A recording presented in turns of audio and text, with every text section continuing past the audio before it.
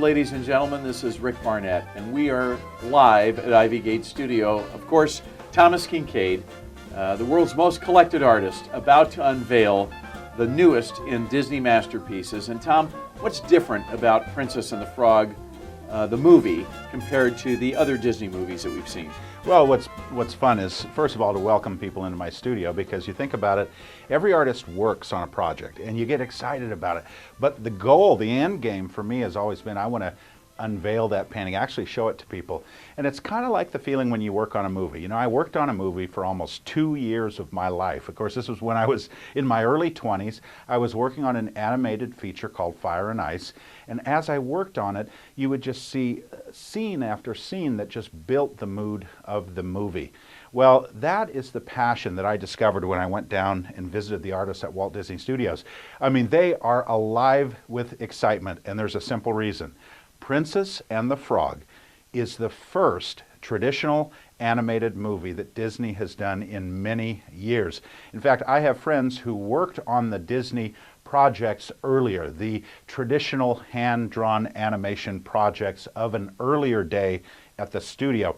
And you know, for many of them, they didn't know if that era of hand-drawn animation would ever come back. You know, everything's gone digital in animation. You have Toy Story, you have, you know, the wonderful movies like the Cars movies, and you have Bug's Life, and you have all these great movies that are done with digital techniques. Well, the team at Disney Studios made a commitment to bring back hand-drawn animation, and the feature that they wanted to do it with is called Princess and the Frog. So Princess and the Frog is a landmark movie, not just because it's the first ever epic hand-drawn animated movie in years, but also because it is one of the most romantic love stories the studio has ever done. Now, what was different about the way you treated this painting in the studio as compared to some of the other Disney pieces that you've worked on? Well, my technique has been very, I would say, painstaking. I try to build the painting in layers, layer upon layer. I begin to treat the animated character as one whole element. Research is done with the Disney team to create what we call a model sheet or a style guide. That informs the dimensions of the figures. It helps me to get the color right. It helps me to get the sense of detailing on the costumes the characters wear. These elements are all behind the scenes. You know, as I'm working on the painting, you're developing the elements simultaneously. The characters, the setting, the scenery, and in this case, the beautiful paddle wheeler that is making its way up the river. Those are all elements featured in the movie. And you know, everybody, of course, would love to be in the studio and watching you work live on the painting.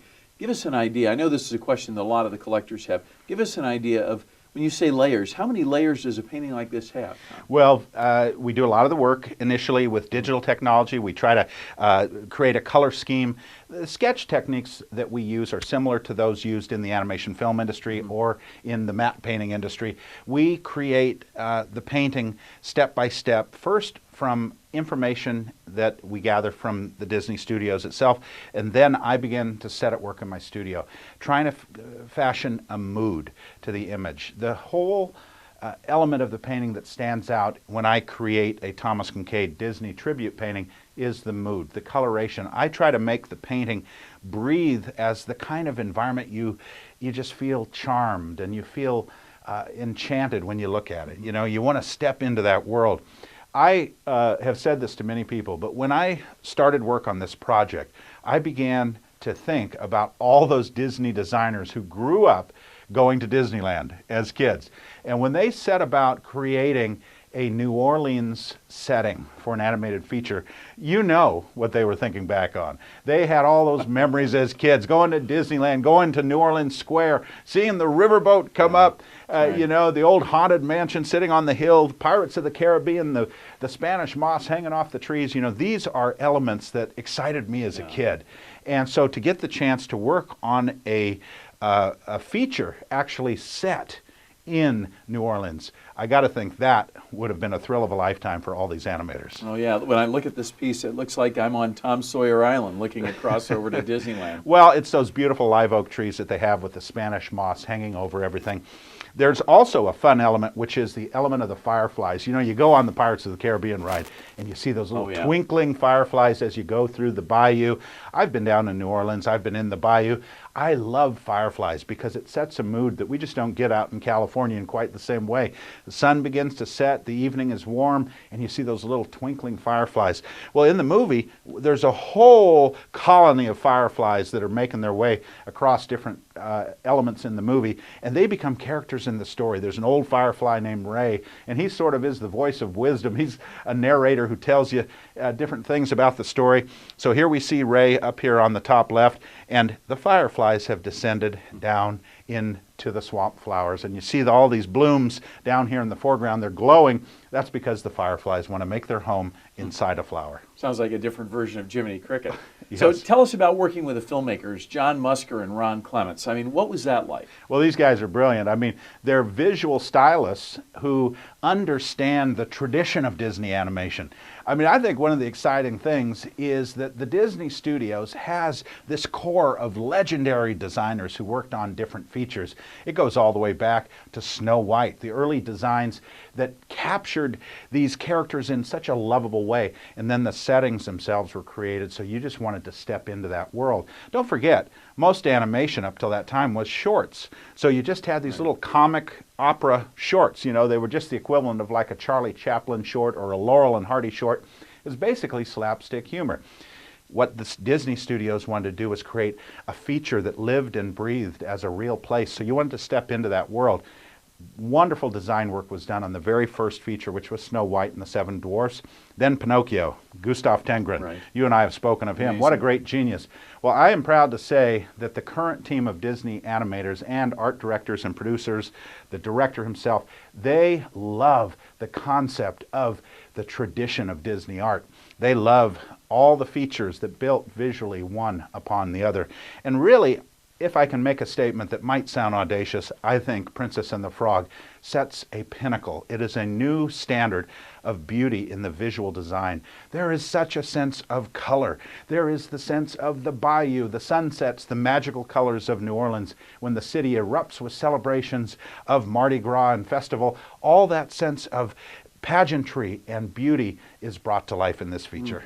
And you know, of course, the collectors and the dealers are saying this new concept that you've brought forward to everyone of this narrative panorama of being able to take a look at the painting and see the entire story in one glimpse. I mean, it really is amazing. Well, that was something that I think just captured my imagination early on. I mean, what is it about painting a movie that can make it come to life in a new way? In other words, a lot of artists have painted a scene from the movie or a cell from a Disney film, but I wanted to paint the whole film. I wanted to paint the emotional reaction to the story.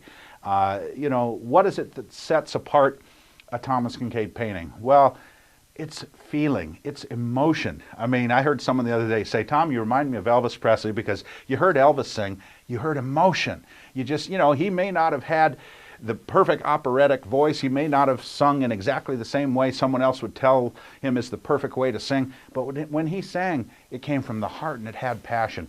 I think that's what sets my artwork aside. It's passionate, it's emotional, it's very romantic.